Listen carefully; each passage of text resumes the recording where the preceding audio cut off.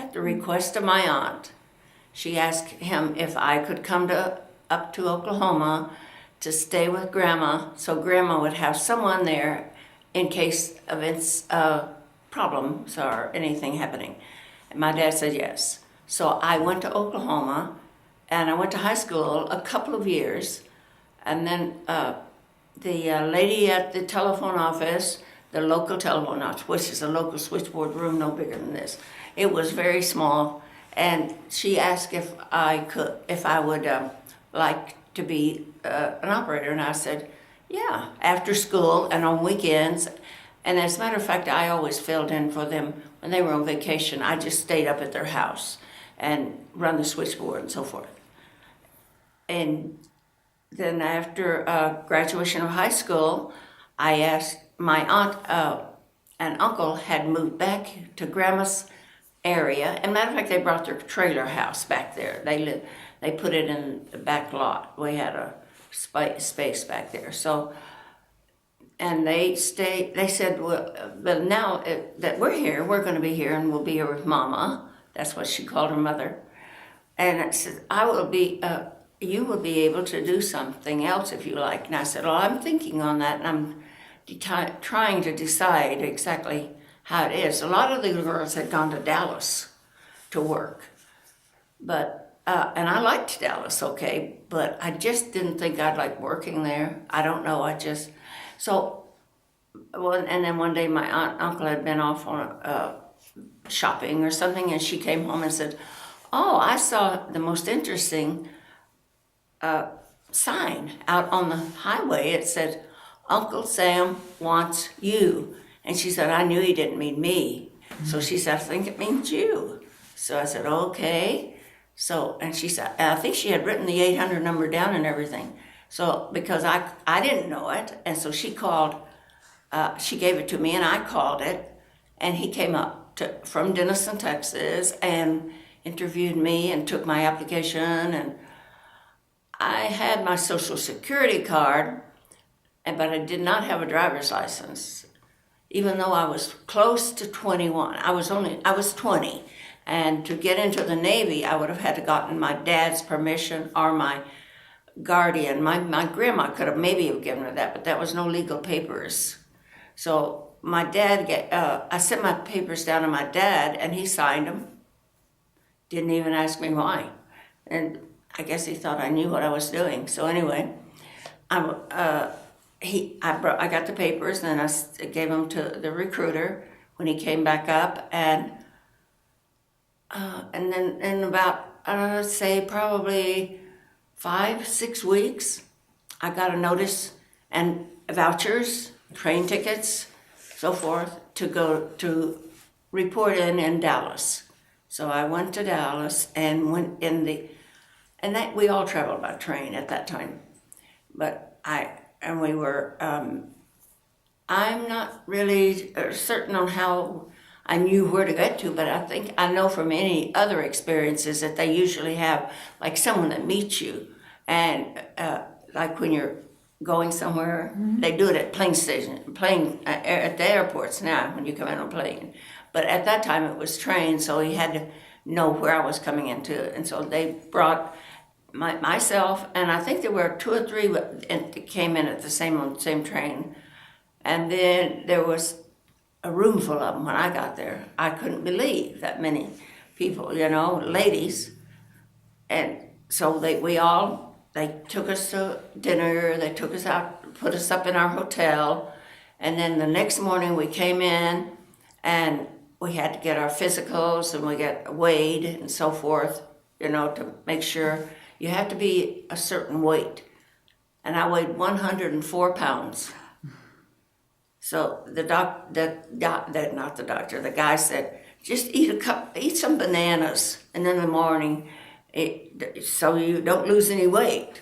So I think maybe I weighed 105, but I think I weighed 104 when I joined the Navy. So anyway, they didn't turn me down, and they did tell me that and I said, what I really would like to do is to go to nurses training, and they said, and he said, oh, well, you can do that. So when I got to Great Lakes, another train ride, They said to me, what would I like to, what field did I like? I said, the recruiter had told me, and I said I would like to go to nurses training. They said, oh, well, we actually dropped that program about 2 years ago. So I said, oh, okay. Now, next thing is you do have the hospital corps, so I'll take that. And they said, okay, then we'll put you down for that. So they put me in they tried to get me to do yeoman school. You know what yeoman is? It's a secretary. Or, because in high school, I don't know about now, I don't even have an idea, but everyone in our high school took, they call them commercial courses. We did like typing, shorthand, and all the things. And so, and you do that for like 3-4 years. And I said, that is not what I want to do. I'm just not, it's not what I want to do. I'm more like a person-to-person people. So they said, oh, well, we'll give you the hospital corps then, but you'll have to wait. So, okay, and there was my girlfriend wanted to be air control, but she had to wait. And the other one, I can't remember what she wanted to be, but she had to wait. So we had to wait at Great Lakes, and they gave us, they said, well, you can help out with the ROTC this summer. So we went to the different places with them, showed them the base, showed them where to go, where they get around. And then when about the last of the summer, I got orders, and it said Quonset Point, Rhode Island, at the Naval Hospital, on-job training. So I thought that's fine. So and I was there for like probably 6 months, and I received orders again, telling me that that there was an opening in the Class A school. So I thought, then they put me on a train again, or they gave me my tickets and everything. I was in Quonset Point. You have to take a bus to get to the train station, and then you get on the train, and I went to New York City. This is really one of the most fascinating things to me now, back looking on it. I came into Penn Station, and are you familiar with New York at all? Sure. Okay, Penn Station is probably at least a mile or two. Matter of fact, I knew exactly, to Grand Central, because Grand Central was where I was leaving from. I got my bag, and we wore high heels for dress up. And I walked all the way over to Grand Central, carrying. There was no train, there was no wheels on bags then. So carrying my little bag. And not one person, not one, stopped me or gave me any. And I walked through some dark places, and I never had a fear. But when I think back, I thought, gee whiz, that could have been dangerous maybe. But so anyway, I went over to Grand Central and looked around and checked it with the schedule. And so I'll just have a little lunch or dinner, whatever, because it was getting late at night then. I think I got there about 9 o'clock. And then after about, I had my meal. And then I said, I guess I better go find a hotel, because they didn't make arrangements for the hotel. So I went down the street and found me there was a hotel, and I just went in and registered, and I had a bed in the room. You could put a quarter in there and you get a massage. I've never had a massage. I thought that was a great thing. So I put a quarter in it, but I was asleep before I knew it, because I was pretty tired from traveling and all. It wasn't a long train trip or anything from Quonset Point to the city, but it was a long day, and so I got up early and went down and got on my train in Grand Central. And I've never had any problem with that city. I love it. People have a lot of things to say about different people there, but has a lot of energy. They're the best. The way I could see them, the way I liked it. Anyway, I go back every chance I get.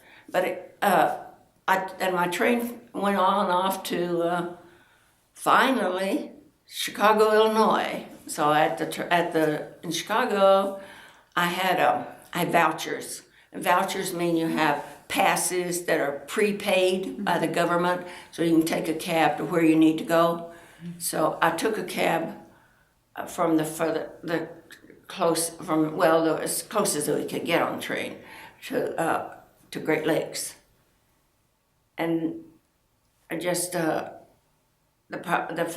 passing of time wasn't that much, but then and you get to the main gate, and well, of course you got orders and you know where you're going, or they told you where you're going, so you tell the cab driver at the gate you don't have any visible. Well, you do have an ID card, but you don't have any like what you say specific part of what you're going to be doing, except for your orders. So they did see my ID, then they let me through and let the cab through, and he drove me up to the barracks.